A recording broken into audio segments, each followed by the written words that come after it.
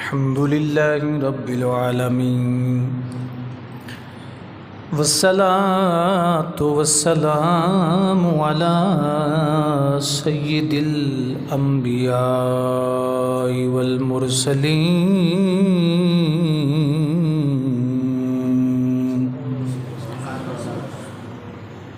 وعلى آله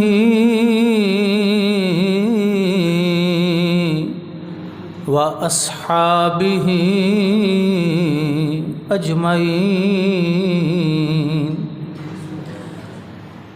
أما بعد فأعوذ بالله من الشيطان الرجيم بسم الله الرحمن الرحيم يا أيها النبي حسبك الله ومن اتبعك من المؤمنين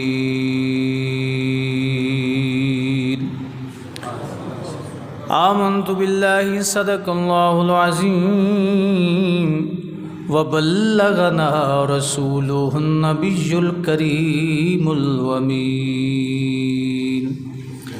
إن الله وملائكته يصلون على النبي يا أيها الذين آمنوا صلوا عليه وسلموا تسليما الصلاة والسلام عليك يا سيدي يا رسول الله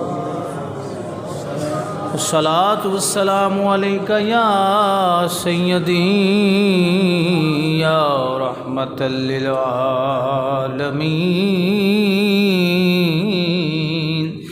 الصلاة والسلام عليك يا خاتم النبيين وعلى آلك وأصحابك يا إمام الأنبياء والمرسلين حمد و صلات کے بعد معزز و محتشم احباب ذی وقار، آج کی گفتگو خلیفہ دوم امیر المومنین حضرت سیدنا عمر رضی اللہ تعالی عنہ کے فضائل و مناقب اور آپ کی شہادت کے متعلق ہے، کیونکہ یکم محرم الحرام کو حضرت سیدنا فاروق اعظم رضی اللہ تعالی عنہ آپ کی شہادت ہوئی، اور کل اور آج ان دنوں میں آپ زخمی ہوئے، آپ پہ حملہ ہوا۔ تو اہل سنت کے عقیدے کے مطابق حضور کے آل بیت اور حضور کے صحابہ، ان سب کی عظمت کو بیان کرنا یہ اہل سنت کے عقیدے میں شامل ہے۔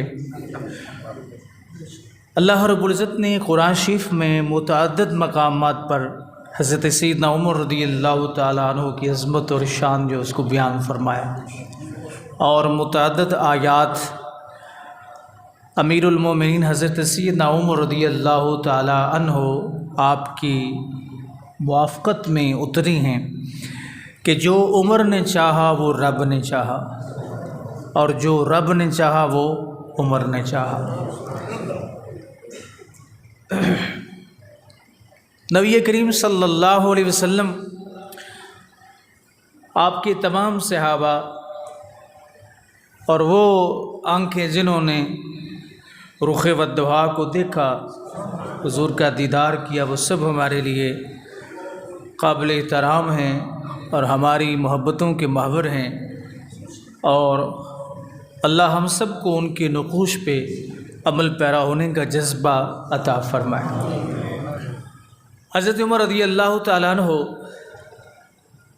حضرت سیدنا امیر حمزہ رضی اللہ تعالیٰ عنہ کو ایمان لائے، ابھی 2-3 دن گزرے تھے کہ حضرت سیدنا عمر رضی اللہ تعالیٰ عنہ جو ہے وہ ایمان لائے،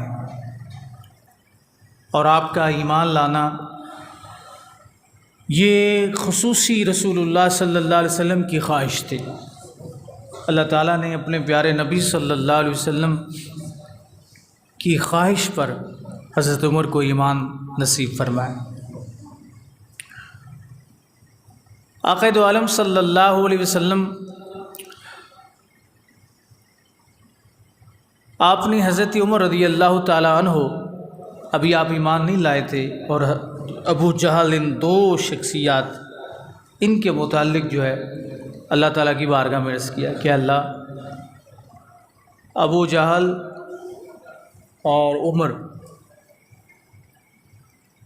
اسلام کی بقا چاہتا ہے، یا اللہ تو ان میں سے کسی ایک کو مہربانی فرما، کیونکہ ابو جہل جو تھا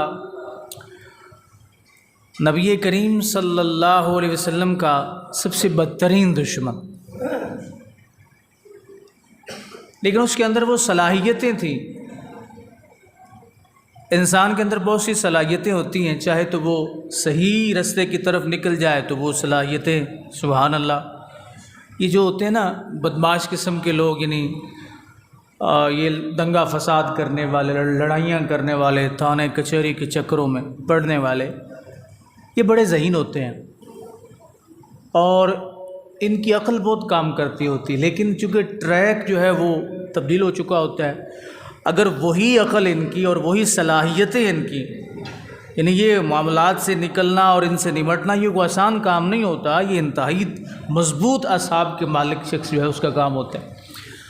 تو اگر ان کی وہی صلاحیتیں صحیح راستے کی طرف نکل جائیں تو سبحان اللہ، اور وہی صلاحیتیں اگر غلط ٹریک پہ استعمال ہوں تو پھر نقصان ہوتے ہیں، لیکن بہرحال صلاحیتیں ہوتی ہیں۔ تو رب کائنات کی بارگاہ میں نبی کریم علیہ السلام نے عرض کیا، اے مولا، ان دونوں میں سے ایک کو اسلام عطا فرما۔ رات یہ دعا ہوئی، ہائے ہائے ہائے، مقام دیکھیں میرے مصطفیٰ کی دعا کا۔ نبی کریم علیہ السلام نے رات کے وقت دعا کی کہ اللہ مہربانی فرما، ان دونوں میں سے اسلام کی عزت کے لیے، اسلام کی بقا کے لیے، اسلام کی شان کے لیے، ثروت کے لیے، شوکت کے لیے ایمان عطا فرما۔ رات دعا ہوتی ہے اور صبح ہو فاروق اعظم حضور کے قدموں میں ہوتے ہیں۔ کسی نے آ کے خبر دی، نبی علیہ السلام دار ارقم وہاں ٹھہرے ہوئے تھے، کسی نے آ کے بتایا کہ عمر آ رہا ہے اور بڑے غیظ و غضب میں ہے۔ سید الشہداء حضرت امیر حمزہ رضی اللہ تعالیٰ عنہ، آپ نے دروازے تھوڑا سا ہٹا کے دیکھا، آپ نے کہا کہ اس کو آنے دو، اگر تو یہ ارادہ قتل سے آ رہا ہے تو پھر میرا نام بھی حمزہ ہے، سبحان اللہ، اور اگر یہ میرے مصطفیٰ کا بھتیجا نہیں کہا، میرے مصطفیٰ کا غلام بن کے آ رہا ہے تو پھر سبحان اللہ۔ نبی کریم علیہ السلام نے فرمایا کسی کو پریشان ہونے کی ضرورت نہیں ہے، ہم نے رات اللہ سے عمر کو مانگ لی۔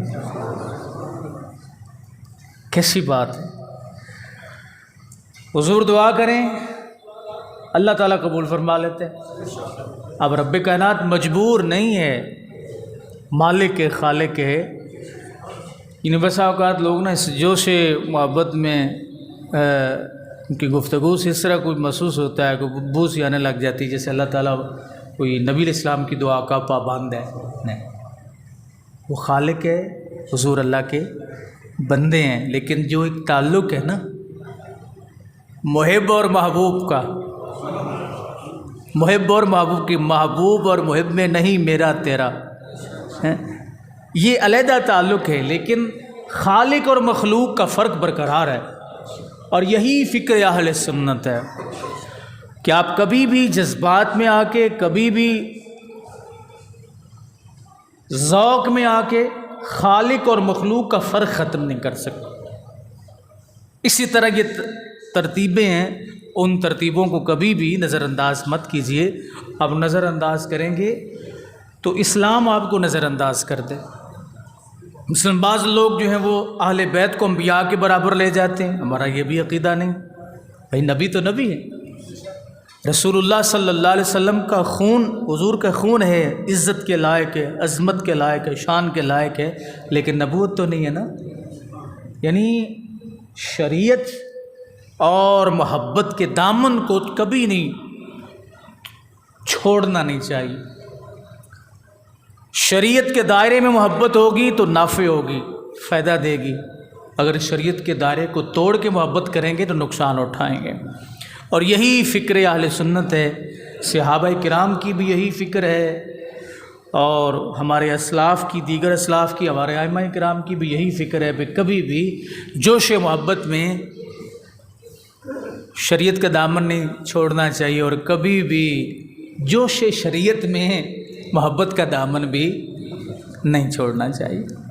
بعض لوگوں کو شریعت پہ عمل کا اتنا وہ چڑھ جاتا ہے نا کہ وہ پھر توہین شروع کر دیتے ہیں، اللہ کے بندوں کی توہین شروع کر دیتے ہیں، حضور کے اہل بیت کو دبے لفظوں میں، حضور کے صحابہ کو پھر دبے لفظوں میں ان کی تنقید ان پہ شروع کر دیتے ہیں۔ تو یہ اہل سنت کا عقیدہ ہے۔ تو میں عرض کر رہا تھا، نبی کریم صلی اللہ علیہ وسلم نے اللہ کی بارگاہ میں عرض کیا ہے کہ اللہ ان دونوں میں سے ایک کو اسلام کی قوت، اسلام کی دولت عطا فرما دے۔ رب ذوالجلال نے میرے آقا کریم علیہ السلام کی دعا کو قبول فرمایا۔ اللہ تعالیٰ نے حضرت عمر رضی اللہ تعالیٰ عنہ کو ایمان کی دولت عطا فرمایا۔ حضرت امیر حمزہ رضی اللہ تعالیٰ عنہ کہا کہ اگر ارادہ قتل سے آ رہا ہے تو پھر میرا نام بھی حمزہ ہے، اور اگر مصطفیٰ کا غلام بن کے آ رہا ہے تو سبحان اللہ۔ نبی علیہ السلام نے فرمایا تم میں سے کسی کو بھی مزاحمت کی ضرورت نہیں ہے، میرا اپنے رب سے رابطہ ہو چکا ہے۔ میں نے دعا کی تھی، میرے رب نے دعا کو قبول فرمایا۔ اعلیٰ حضرت فرماتے ہیں اجابت کا صحرا عنایت کا جوڑا، اجابت کا صحرا عنایت کا جوڑا، اجابت کا صحرا عنایت کا جوڑا، دلہن بن کے نکلی دعائے محمد، دلہن بن کے نکلی دعائے محمد، اجابت نے جھک کر گلے سے لگایا، اجابت نے جھک کر گلے سے لگایا، بڑی ناز سے جب دعائے محمد، بڑی ناز سے جب دعائے محمد، اجابت نے جھک کر گلے سے لگایا، اجابت نے جھک کر گلے سے لگایا، بڑی ناز سے جب دعائے محمد۔ میں حضور کی یہ دعا بڑی ہے تو عمر کے ایمان کی شکل میں تبدیل ہو۔ اللہ نبی کریم صلی اللہ علیہ وسلم جامع ترمذی میں ہے، حضور فرماتے ہیں اچھا جناب عمر تشریف لے آئے، حاضر ہو گئے خدمت۔ جب صحابہ کرام نے سارا منظر دیکھا تو نعرہ تکبیر بلند ہو۔ نبی کریم علیہ السلام سے جناب عمر نے کہا یا رسول اللہ صلی اللہ علیہ وسلم میں آ گیا ہوں، ڈرنے کی ضرورت نہیں، چھپ چھپ کے نمازیں تھیں، چھپ چھپ کے نمازیں تھیں، چھپ چھپ کی اذانیں۔ اور یہ جو ایک روایت میں آتا ہے کہ جب یہ نعرہ دار ارقم میں بلند ہوا تو اس کی آواز حرم پاک میں سنائی دی، حرم پاک میں سنائی دی۔ نبی کریم علیہ السلام نماز کا وقت ہوا تو حضور نے فرمایا نماز پڑھیں، تو حضرت عمر نے کہا یا رسول اللہ ادھر کیوں پڑھتے ہیں، آئیں حرم پاک میں چلتے۔ سرکار نے چونکہ ابھی حکم نہیں تھا، حضور نے فرمایا عمر حالات نہیں ہیں۔ عرض کیا اللہ کے نبی میں بھی ایمان لاؤں اور یہ مکے کے جو چند لفنگے ہیں پھر ان سے ڈر کے ہم اندر بیٹھ جائیں۔ عرض کیا اللہ کے نبی ایسا نہیں ہو سکتا۔ حضور نے فرمایا عمر کیوں نہیں ہو سکتا؟ اے اللہ کے محبوب عمر بھی ایمان لائے اور ڈر کے پیچھے بیٹھ جائے، اندر بیٹھ جائے، یہ عمر کے بس کی بات نہیں ہے۔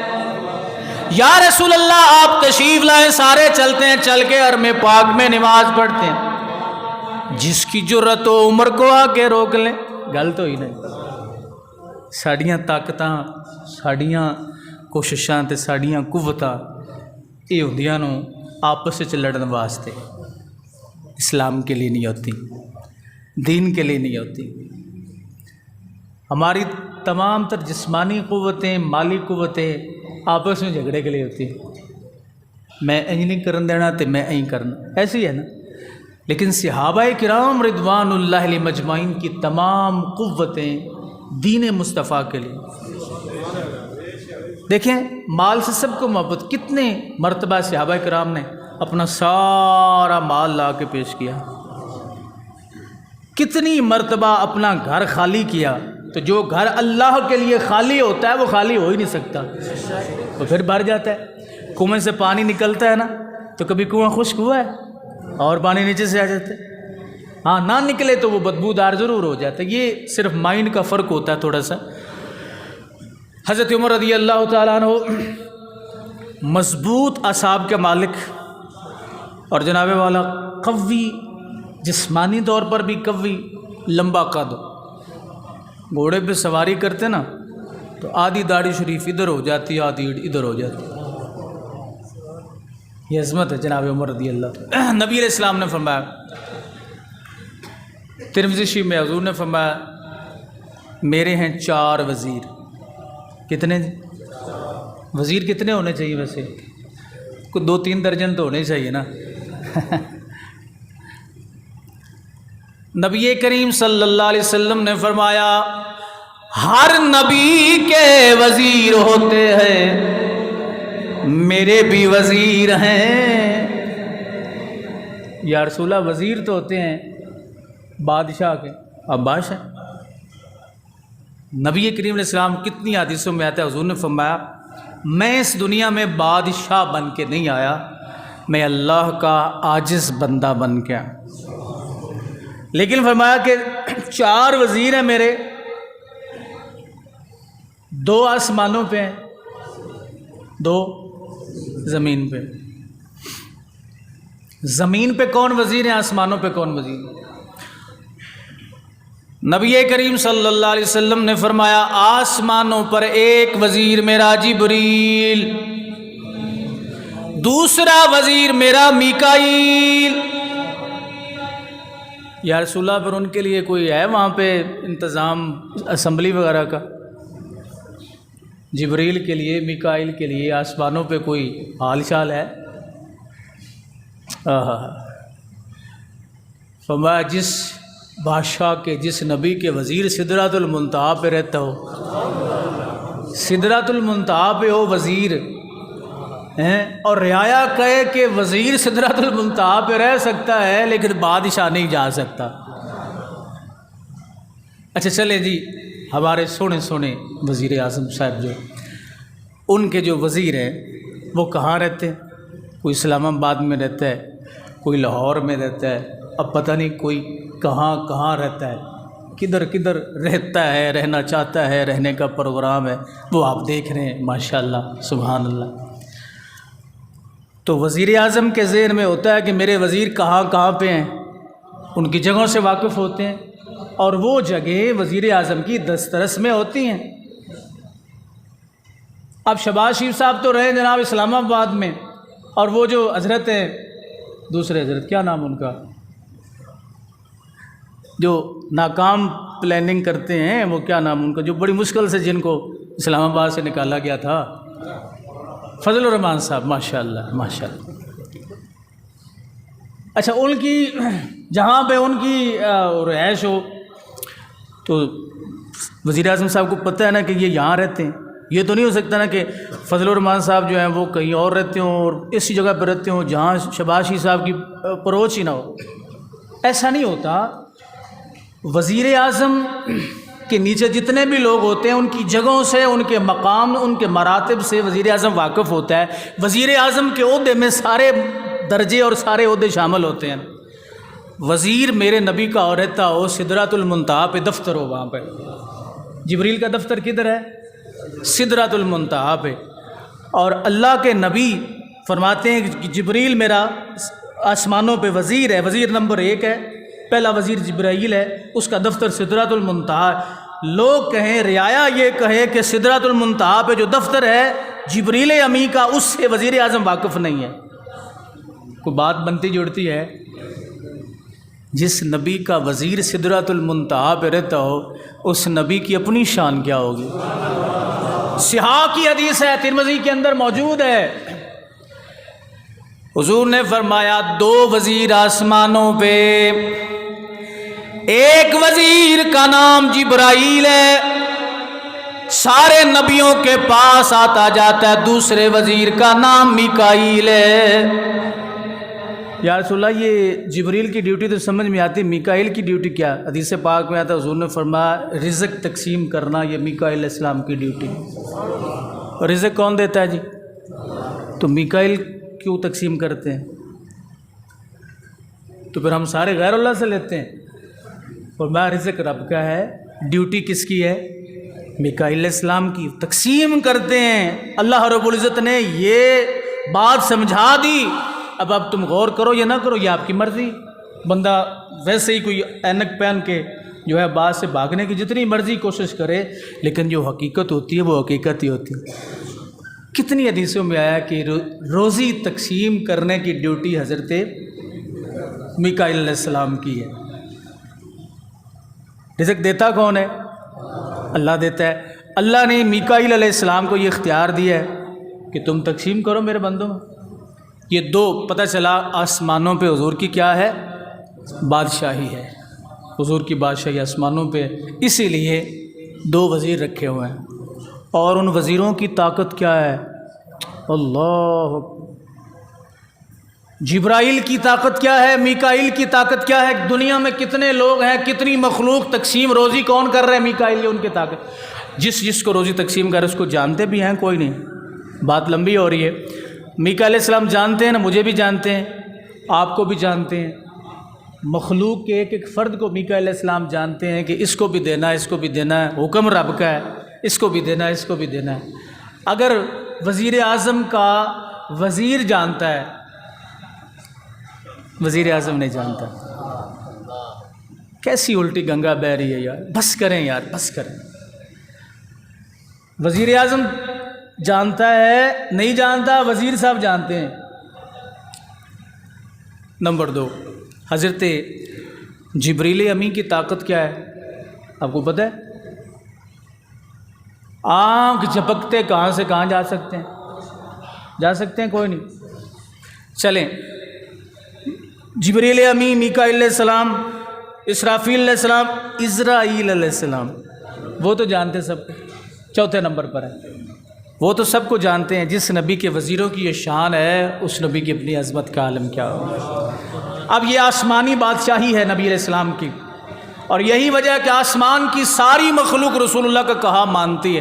انگلی کا اشارہ اٹھے، ادھر آگے آگے انگلی ادھر جائے، فلبدی کبھی ادھر جائے کبھی ادھر جائے، آسمان کا چاند آگے پیچھے ہو رہا ہے۔ تو کیوں ہو رہا ہے؟ اس لیے ہو رہا ہے کہ بتا رہا ہے کہ بھائی یہ ہمارے وزیر اعظم ہیں اور ہم ان کی رعایا ہیں، اللہ نے بنایا۔ اب زمین پہ آئیے، نبی کریم صلی اللہ علیہ وسلم نے فرمایا زمین پہ بھی میرے 2 وزیر ہیں۔ یا رسول اللہ وہ کون سے؟ فرمایا ایک ابو بکر صدیق، دوسرا عمر ہے۔ مسجد نبوی شریف حضور علیہ السلام مسجد سے باہر نکل رہے ہیں، کچھ لوگ مسجد میں داخل ہو رہے ہیں، حضور نے اپنے دائیں ہاتھ میں صدیق کو پکڑا ہوا، بائیں میں عمر کو پکڑا ہوا ہے۔ نبی کریم علیہ السلام نے ہاتھ اوپر کر کے صحابہ کرام سے کہا میرے صحابہ، کل جب قیامت کا دن ہوگا، جس طرح ہم اس طرح جا رہے ہیں، اس صورت میں جا رہے ہیں، اسی طرح قبروں سے اٹھیں گے، دائیں ہاتھ میں صدیق ہوں گے اور بائیں ہاتھ میں جناب عمر ہوں گے۔ منظر کیسا؟ فرمایا جس طرح یہ ہم جا رہے ہیں اسی طرح قبر سے۔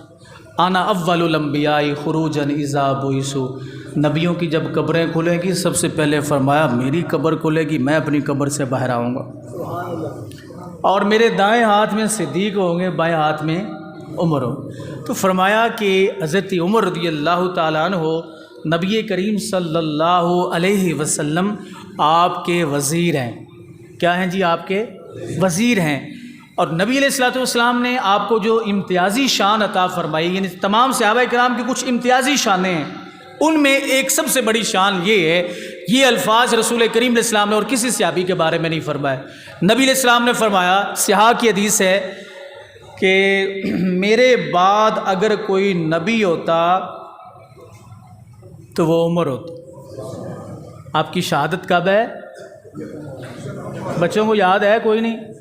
آپ نے کروانا ہے یکم محرم الحرام۔ ان دنوں میں آپ زخمی تھے۔ یکم محرم الحرام کو حضرت فاروق اعظم رضی اللہ تعالیٰ عنہ کی شہادت ہے۔ بس اتنا سبق یاد کروا۔ اللہ اکبر۔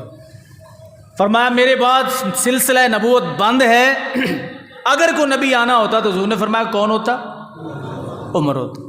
تو جناب امیر المومنین فاروق اعظم رضی اللہ تعالیٰ عنہ کو یہ شان حاصل ہے کہ اللہ تعالیٰ کے پاک نبی صلی اللہ علیہ وسلم نے آپ کے اندر وہ تمام کوالٹیز پائیں جو ایک نبی کے اندر ہوتی۔ حضور نے ایسے نہیں کہہ دیا، ایسے نہیں بول دیا۔ جناب صدیق کا اپنا مقام، جناب عثمان کا اپنا مقام، جناب مولا کائنات کا اپنا مقام، لیکن حضرت عمر کا اپنا مقام۔ جو جو کوالٹیز، جو جو خصوصیات جس جس شخصیت میں تھیں، نبی کریم علیہ السلام نے ان کو اجاگر کیا۔ فرمایا دو شخص، عروہ بن مسعود اور جناب عمر، ان دو شخصوں کو لوگ نبوت کا حقدار سمجھتے تھے، اس لیے کہ ان کے اندر وہ کوالٹیز تھیں، وہ خصوصیات تھیں۔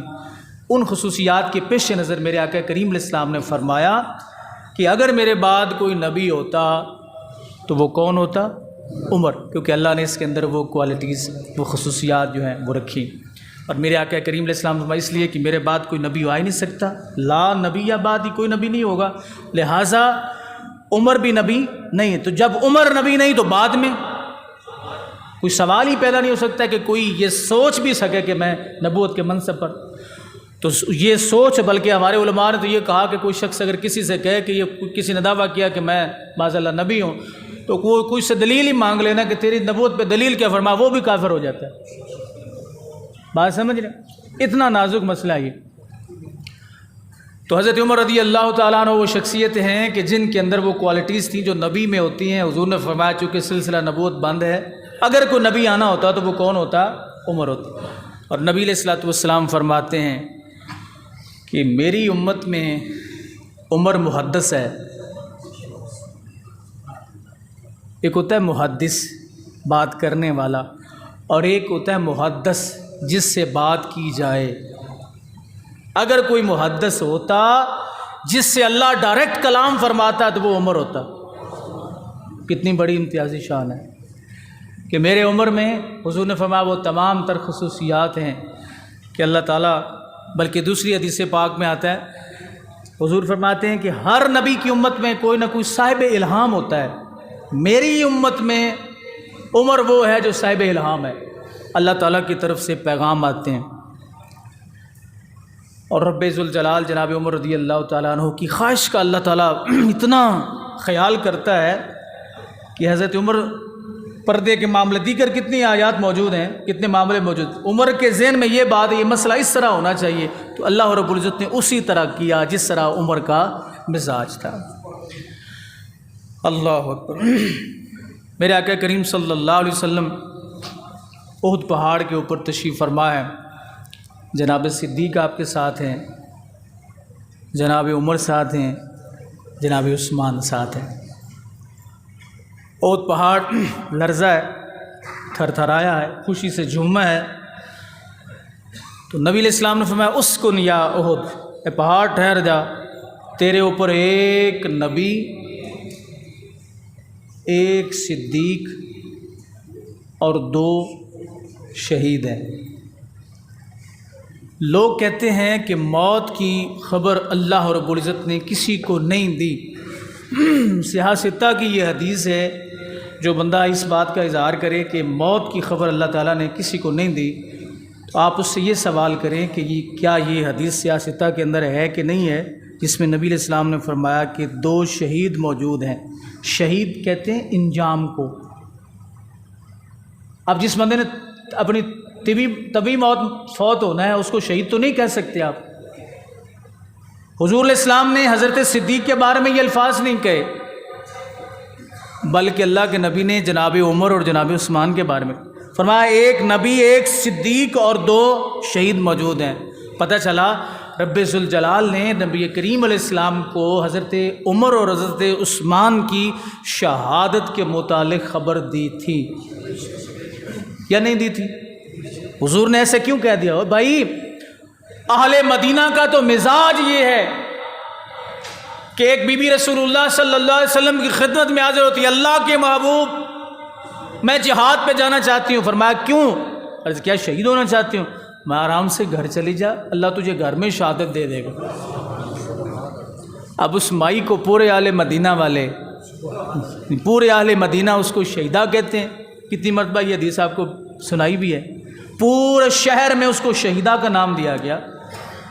امت نے پوری زندگی اس کام میں لگا دی، نبی جانتا کچھ نہیں ہے، لیکن نبی یہ بتا رہا ہے کہ یہ مائی شہیدہ ہے، اسے شہادت کا منصب مل جائے گا، ملے گا گھر میں۔ اور مدینہ والوں نے اعتراض نہیں کیا، اور انہوں نے یہ نہیں کہا کہ انہیں کیا پتا، انہوں نے کہا ان کی زبان سے نکل گیا تو بس ٹھیک ہے۔ اس مائی کا مدینہ میں نام ہی شہیدہ پڑ گیا تھا۔ جس گلی سے گزرتی ہے بچے بوڑھے بڑے سب کہتے ہیں اماں شہیدہ کب جانا ہے؟ حضور کا وصال ہو گیا، جناب صدیق کا دور آ گیا، حضور کا وصال ہو گیا، تو ابھی تک شہید؟ خبردار، میرے نبی کی زبان سے نکلا میں شہید ہو کے رہوں۔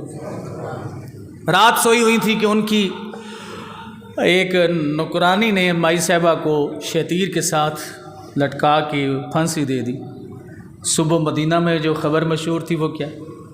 اللہ کے نبی نے سچ فرمایا، اللہ کے نبی نے سچ فرمایا، میں نثار تیرے کلام پر ملی ہوں تو کس کو زبان نہیں، وہ سخن کے جس میں سخن نہ ہو، وہ سخن کے جس میں سخن نہ ہو، وہ بیان کے جس کا بیان نہیں۔ تیرے آگے یوں ہیں دبے لچے فصحا عرب کے بڑے بڑے، کوئی جانے جسم میں جان نہیں بلکہ اللہ اکبر۔ یہ مقام اور مرتبہ رسول کریم علیہ السلام کی زبان اقدس کا۔ فرمایا 2 شہید موجود ہیں۔ کیا حضرت عثمان کو شہادت ملی؟ کوئی نہیں۔ جناب عمر کو شہادت ملی؟ کوئی نہیں۔ اپنی طبعی موت تو نہیں آپ دنیا سے تشریف لے گئے، دونوں کو شہادت ملی۔ اور رسول کریم علیہ السلام نے کتنے سال پہلے فرما دیا؟ اسے کہتے علم مصطفیٰ۔ چڑا نہ کرو، چڑا نہ کرو، اللہ نے دیا ہے انہیں تو مانا کرو، رب نے انہیں علوم بخشے ہیں تو ضد نہ کیا کرو، اس سے حضور کا دل دکھتا ہے۔ اللہ اکبر۔ حضرت گرامی حضرت ام المومنین سیدہ عائشہ رضی اللہ تعالیٰ عنہ فرماتی ہیں، بڑی خوبصورت حدیث پاک ہے، شام کا وقت تھا کہ بچوں کے رونے کی آوازیں آنا شروع ہو گئی جامع ترمذی میں۔ ام المومنین فرماتی ہیں میں نے عرض کیا ہم حضور کی خدمت میں حاضر تھے، اللہ کے محبوب یہ شور کیسا ہے؟ بچے چلا رہے ہیں، چیخ رہے ہیں۔ تو میرے آقا نے پتہ کیا فرمایا؟ کہا عائشہ مسئلہ یہ ہے کہ جنوں کے شیاطین اور انسانوں کے شیاطین باہر اکٹھے ہوئے تھے، گلی کے کونے پہ کھڑے تھے، یا کھیل رہے تھے یا کچھ آپس میں کو خرابیاں کر رہے تھے۔ میرا عمر گزرا ہے، میرا عمر گزرا ہے تو ان کی چیخیں بلند ہو گئی ہیں، دوسرے باکھنا شروع کرتا ہوں، یا رسول اللہ وہ کیوں؟ فرمایا اس لیے میرے عمر کی شان یہ ہے کہ شیطان عمر کے ذل سائے سے بھی بھاگتا ہے۔ اب رسول کریم علیہ السلام اندر تشریف فرما ہے، جناب عمر باہر سے گزرے ہیں، آپ نے جن دیکھے ہیں؟ کیوں جی جن دیکھے ہیں؟ حد ہو گئی، انسان کا مرتبہ زیادہ ہے یا جن کا مرتبہ زیادہ ہے؟ ہمیں نظر کیوں نہیں آتے؟ کبھی غور کیا؟ اللہ اکبر۔ کہا میرا عمر گزرا تو ان کی چیخیں بلند ہو گئی، وہ رونا شروع کر دیا، آئے عمر آ گیا، آئے عمر آ گیا، آئے عمر آ گیا۔ نہیں چھوڑے گا، نہیں چھوڑے گا۔ اچھا، حضور نے فرمایا اس کے سائے سے شیطان جو ہے وہ بھاگتا ہے. عمر کے گزرنے کی وجہ سے ان کی چیخیں بلند ہوئی ہیں اور عمر آگے گزر گیا ہے تو ہوں انہوں سکون ہو گیا.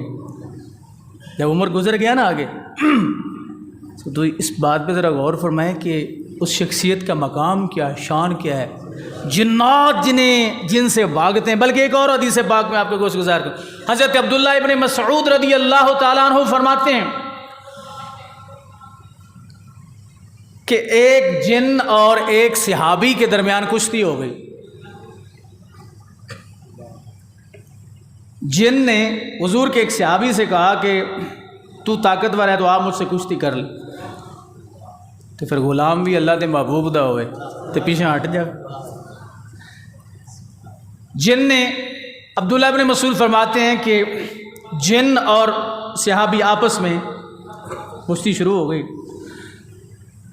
تو صحابی نے پکڑا نا جناب جن کو پٹکا کے مارا اور الفاظ ساتھ یہ ہیں کہا کہ بس ہوگی تیری، چھوٹی چھوٹی کتے کی طرح تیری کلائیاں ہیں. جن تو بڑے قوی ہوتے ہیں، بڑے مضبوط ہوتے ہیں اور بڑے طاقتور ہوتے ہیں، اور تو نے تو میری ایک جھاٹ بھی نہیں برداشت کی.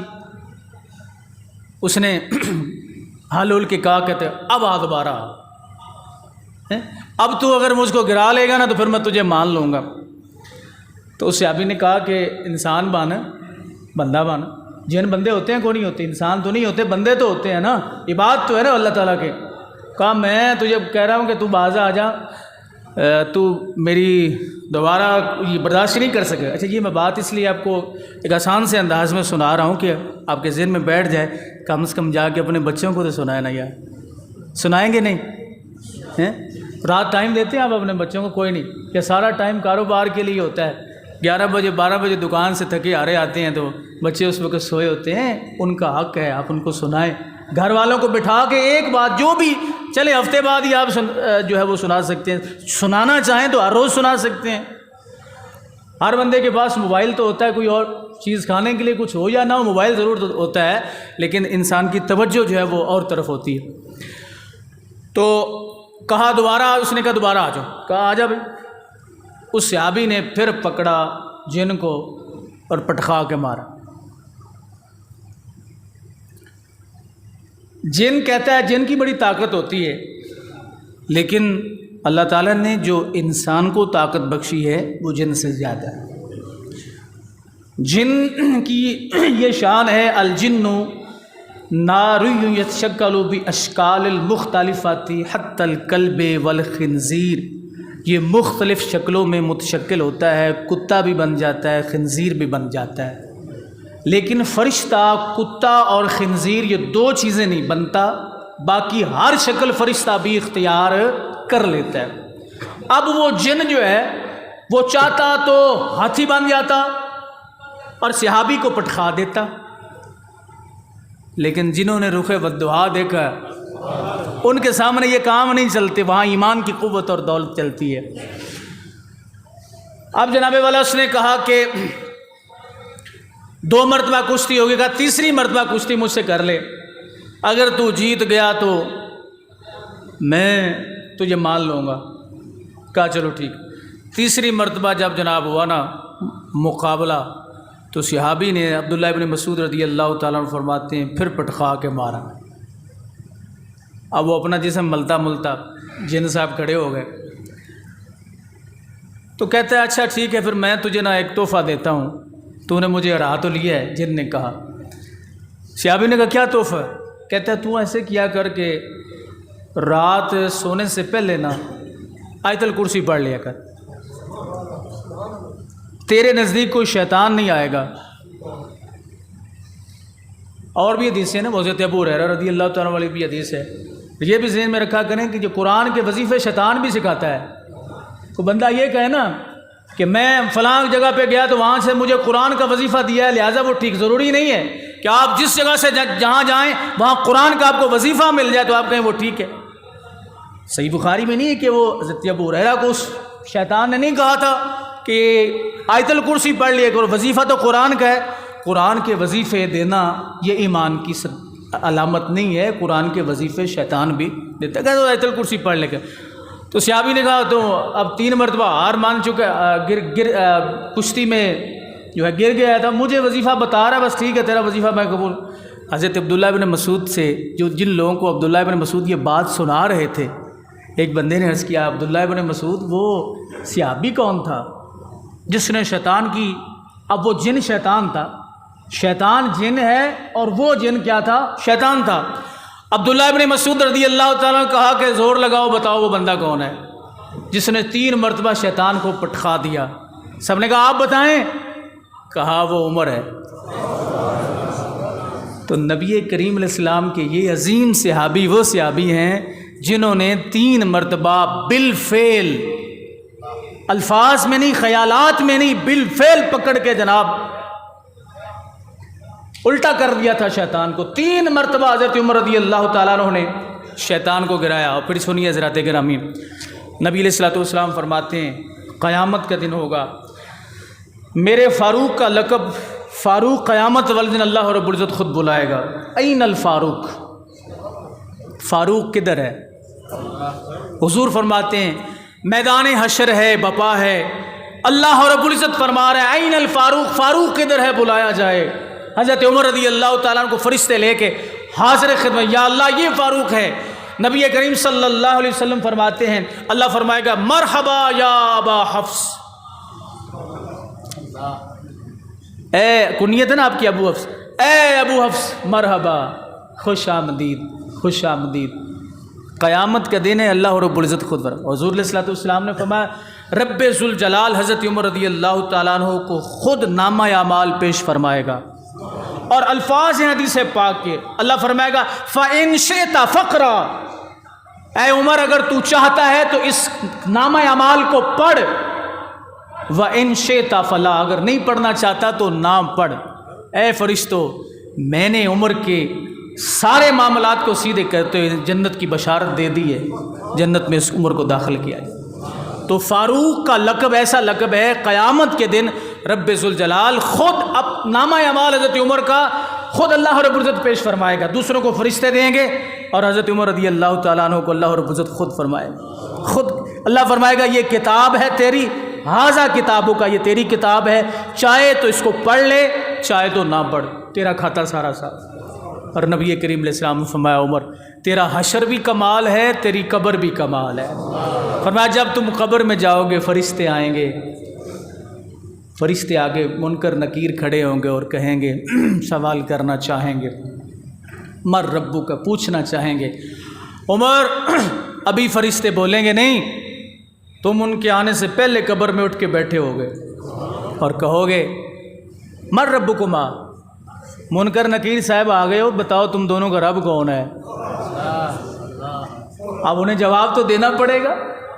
حضور نے فرمایا عمر وہ دوسرا سوال کرنا چاہیں گے، ان کے سوال کرنے سے پہلے تم ان پہ سوال کرو گے، سارے سوال جو انہوں نے کرنے تھے وہ تم ان پہ کر دو گے۔ منکر نکیر سے کہے گا ہمیں یہاں امتحان لینے کے لیے بھیجا گیا یا دینے کے لیے بھیجا گیا ہے؟ منکر نکیر سے کہے گا یہ عمر کی قبر ہے، رب جانے عمر جانے، آؤ ہم اپنے گھر چلیں۔ تو یہ شان جناب امیر المومنین فاروق اعظم رضی اللہ تعالیٰ عنہ کی ہے۔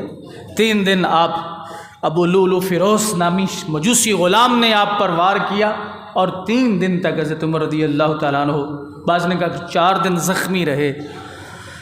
اللہ اکبر۔ یکم محرم الحرام کو آپ کا وصال ہوا، آپ کی شہادت ہوئی۔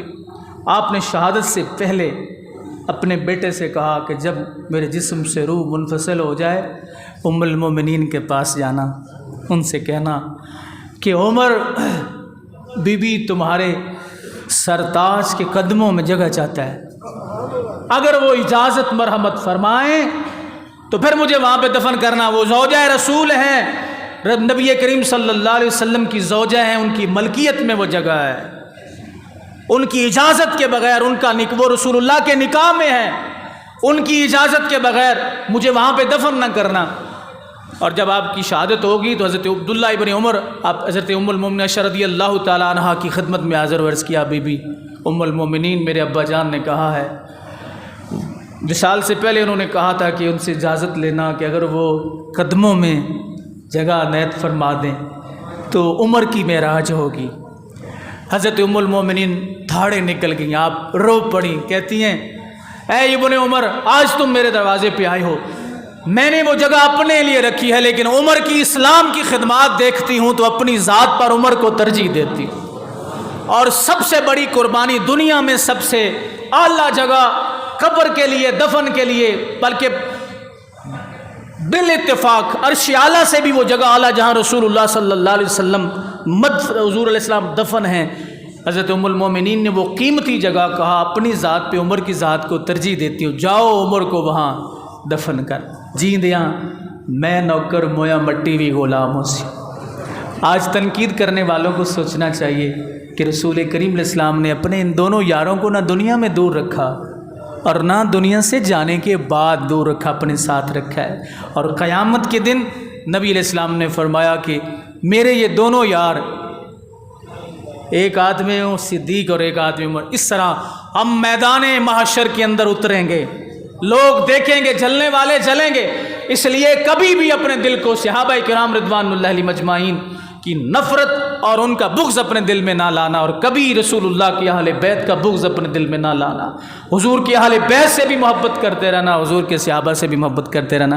اللہ حضرت عمر رضی اللہ تعالیٰ کے مزار پر انوار پر کروڑوں اربوں رحمتوں کا نزول فرمائے اور ہمیں ان کے نقوش پر عمل پیرا ہونے کا جذبہ عطا فرمائے۔